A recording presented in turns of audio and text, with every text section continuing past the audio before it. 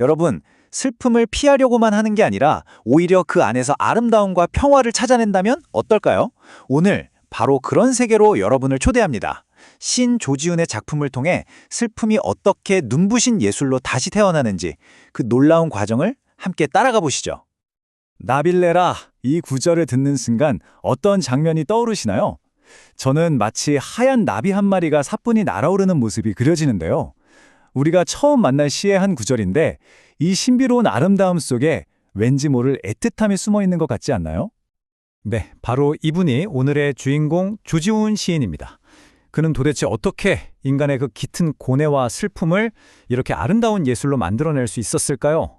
그 답을 지금부터 그의 시 속으로 직접 들어가서 찾아보겠습니다. 자, 그럼 첫 번째 여정 바로 시작해볼까요? 구원을 향한 열정적인 몸부림, 시 승무의 세계로 들어가 보겠습니다. 뺨에 흐르는 눈물이 별빛처럼 곱다니 정말 역설적이지 않나요? 아니, 어떻게 슬픔이 그 눈물이 별처럼 반짝이는 아름다움이 될 수 있을까요? 이게 바로 조지훈 시인이 우리에게 던지는 아주 중요한 화두입니다.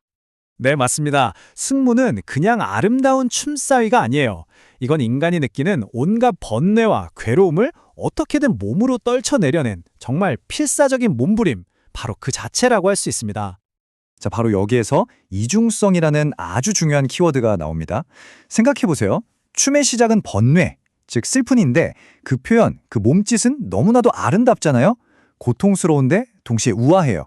바로 이 지점을 시인은 A불비, 슬프지만 슬픔에 매몰되지 않는 경지라고 본 거죠. 고통이 예술로 탁 하고 승화되는 바로 그 순간에 포착한 거예요. 이 슬라이드를 보시면 그 과정이 한눈에 들어옵니다. 자, 보세요. 처음엔 세속적인 번뇌로 시작하죠. 그리고 그걸 벗어나려고 정말 열정적으로 몸부림칩니다. 그러다 마침내 눈물을 통해 모든 걸 정화하고 결국 종교적인 승화, 그러니까 구원의 경지에 이르게 되는 거예요. 이 흐름을 이해하는 게 승무를 제대로 감상하는 핵심입니다. 그리고 여기서 정말 중요한 포인트가 있어요. 마지막에 흘리는 이 눈물, 이건 그냥 슬퍼서 흘리는 눈물, 패배의 눈물이 절대 아니라는 거예요. 오히려 모든 세속적인 집착과 번뇌를 깨끗하게 씻어내는 정화의 눈물이자 초월의 순간인 겁니다. 네, 이토록 처절했던 춤이 도달하고자 했던 최종 목적지가 바로 이 구원의 순간이었던 거죠. 자, 이제 분위기를 한번 바꿔볼까요? 그토록 열정적인 몸부림의 세계에서 벗어나 이번에는 아주 조용한 사색의 세계로 여러분을 안내하겠습니다. 이 슬라이드를 보시면 그 차이가 극명하게 드러나죠. 승무가 번뇌를 어떻게든 벗어나려는 격렬한 투쟁이었다면 낙화는 자연의 순리를 있는 그대로 받아들이는 뭐랄까 한층 더 성숙하고 고요한 마음을 노래합니다. 시인의 태도가 어떻게 달라졌는지 한번 느껴보세요. 낙화의 무대는 화려하게 피었다가 조용히 흙으로 돌아가는 꽃잎, 바로 그 자연의 순리 한가운데입니다. 그리고 시인은 이 장면을 그저 고요한 마음으로 바라봅니다. 사라지는 것을 보면서 안타까워하거나 저항하는 게 아니에요. 그냥 있는 그대로를 받아들이는 거죠. 승무와는 정말 다른 태도입니다. 맞아요. 떨어지는 꽃잎은 끝이 아니라 오히려 성숙의 상징입니다. 삶의 유한함, 그리고 피할 수 없는 이별 같은 것들을 받아들이는 태도죠. 이제 슬픔은 싸워서 이겨야 할 대상이 아니라 삶의 자연스러운 일부로 우아하게 끌어안게 되는 겁니다. 시인이 낙화에서 도달한 이 경지를 우리는 고요한 마음이라고 부를 수 있을 것 같아요. 무언가를 잃는다는 그 상실감 속에서 오히려 아름다움을 발견하고 내 것이야 하는 집착을 내려놓을 때 비로소 찾아오는 평온함. 승무의 번뇌와는 차원이 다른 평화라고 할 수 있죠.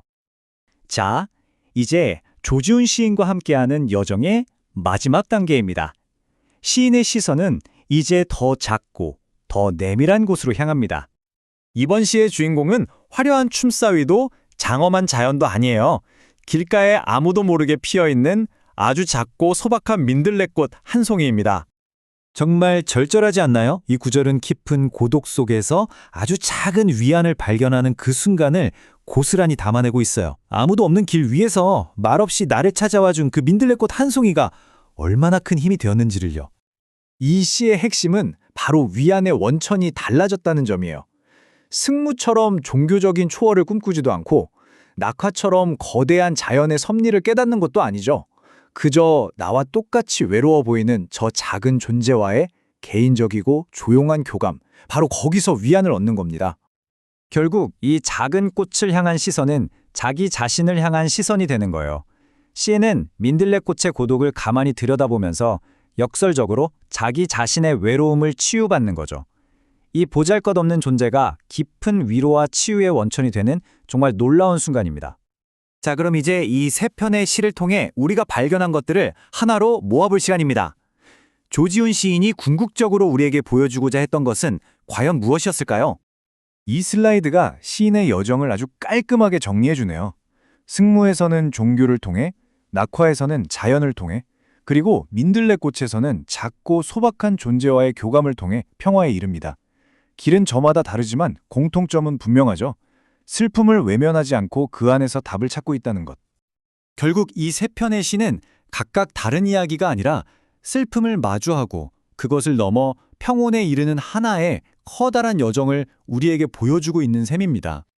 바로 이것이 오늘 우리가 함께 발견한 가장 중요한 메시지입니다. 조지훈 시인이 말하는 진정한 고요함이란 슬픔이 아예 없는 상태가 아니라는 것. 오히려 그 슬픔을 피하지 않고 똑바로 마주해서 그 안에서 아름다움을, 성숙을, 그리고 따뜻한 위안을 발견해내는 힘, 바로 그것이었습니다. 마지막으로 이 질문을 여러분께 드리고 싶습니다. 조지훈 시인이 그랬던 것처럼 우리 역시 우리 삶에 피할 수 없는 슬픔들 속에서 어떤 숨겨진 아름다움을 찾아낼 수 있을까요? 오늘 밤 한번 조용히 생각해보는 건 어떨까요?